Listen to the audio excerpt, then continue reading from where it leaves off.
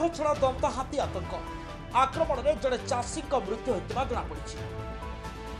Dhenkanal बरखंड Mahavir road range अंतर्गत डिहोडल forest section कलदा ग्राम में आज भोर समय एक गोठछड़ा दंत हाथी आक्रमण में जड़े चाषी मृत्यु होती। मृत चाषी जनक होती से ग्रामर रमेश चंद्र साहू। सूचना मुताबक आज सकाଳେ से निज बाइक रे पोखरी को माछ धरा नहीं जाता बेले कलदा आंबपला स्टासरी रास्तार एक गोठछड़ा दंत हाथी सामना पटु आसी शून्य टेकी कचाड़ी देवा सह छाती में मड़ा पकाई देथिला।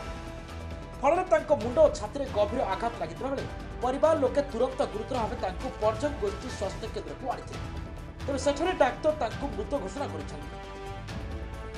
खबर पे वन विभाग घटनास्थल में पहुंची तदंत करुपटे गोठछड़ा दंत हाथी अंचल में आतंकित खेलाई बेले वन विभाग उक्त हाथीटीर गतिपथ उपर नजर न रखा नहीं अंचलवासी तीव्र असंतोष प्रकाश कर।